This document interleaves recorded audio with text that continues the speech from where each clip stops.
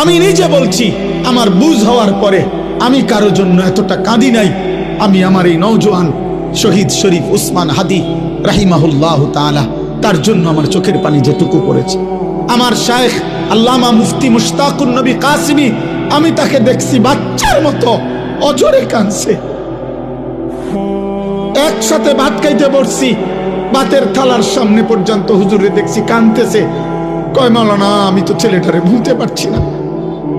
আজকে তোমরা দেখছো, সারা পৃথিবী দেখছে, একজন 33 বছর বয়সের যুবক। এই যুবক ইমানদার ছিল। আমার প্রিয় ভাই, আমার কলিজার টুকরা ভাই শহীদ শরীফ উসমান হাদি রাহমাতুল্লাহ আলাইহি, এই নওজোয়ান ইমানদার নওজোয়ান 5 ওয়াক্ত নামাজ সে পড়তো প্রতিদিন। খুদার কসম, ফজরের নামাজ সে জামাতে পড়তো। ফজরের জন্য বন্ধুদেরকে ডাকতো।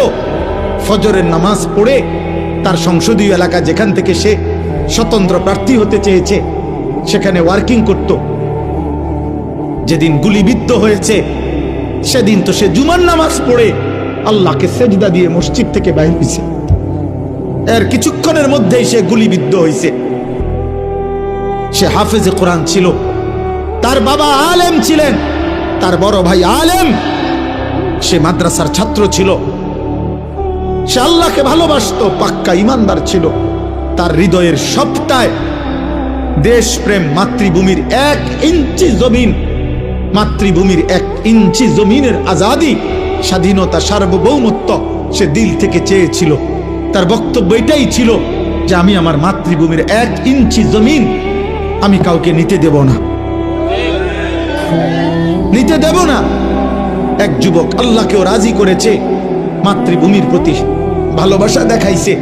ঈমান এবং দেশপ্রেম, এই 2 জিনিস তার মধ্যে একত্র হওয়াতে, তোমরা ভাই বলো, একটা ছেলে বলো, তোমরাও দেখছো, আমরাও দেখছি, গোটা বাংলাদেশের লক্ষ লক্ষ আলেম, মুফতি, মুহাদ্দিস, পীর, বুজুর্গ, আউলিয়া, ইমাম, খতিব, মুয়াজ্জিন, তালেবে ইলম, হাফেজে কোরআন, বুড়া মানুষ, জওয়ান মানুষ, বাচ্চা মানুষ, আরে বাবা, এই জাতির 18 কোটি মানুষ মনে হয় তার জন্য অঝরে চোখের পানি ফেলছে।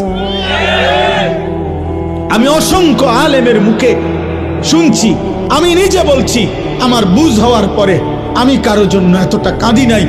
আমি আমার এই নওজোয়ান শহীদ শরীফ উসমান হাদি রাহিমাহুল্লাহ তাআলা, তার জন্য আমার চোখের পানি যেটুকু পড়েছে। আমার শায়েখ আল্লামা মুফতি মুশতাকুন নবী কাসিমি, আমি তাকে দেখছি বাচ্চার মতো